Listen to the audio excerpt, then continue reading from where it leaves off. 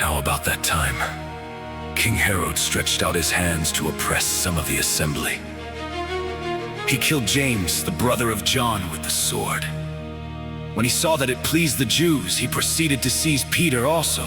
This was during the days of unleavened bread. When he had arrested him, he put him in prison and delivered him to 4 squads of 4 soldiers, each to guard him, intending to bring him out to the people after the Passover. Peter, therefore, was kept in the prison, but constant prayer was made by the assembly to God for him.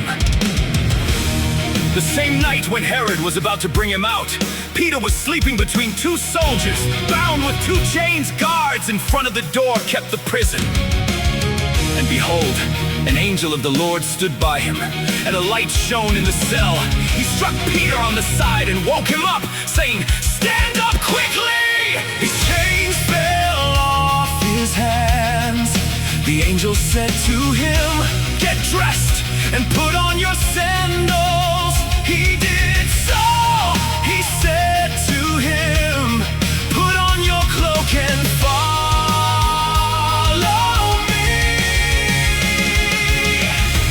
And he went out and followed him.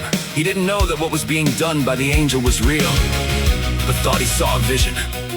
When they were past the first and the second guard, they came to the iron gate that leads into the city, which opened to them by itself. They went out and went down one street, and immediately the angel departed from him. 11.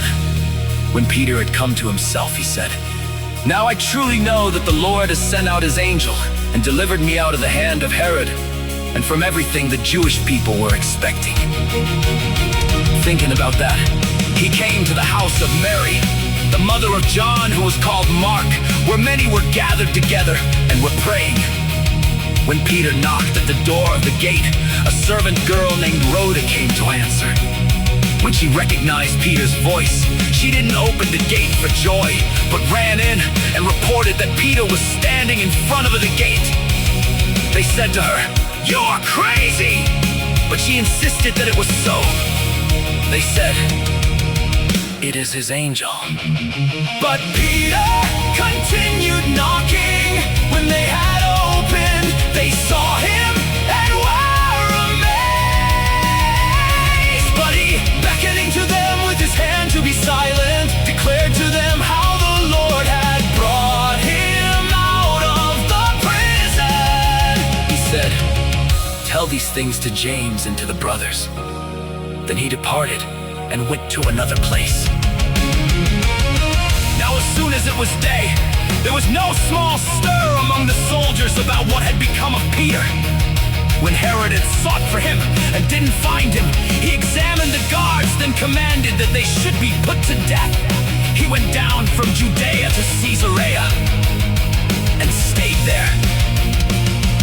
Now Herod was very angry with the people of Tyre and Sidon. They came with one accord to him, and having made Blastus, the king's personal aide, their friend, they asked for peace, because their country depended on the king's country for food. On an appointed day, Herod dressed himself in royal clothing, sat on the throne, and gave a speech to them. The people shouted, "The voice of a god, and not of a man!"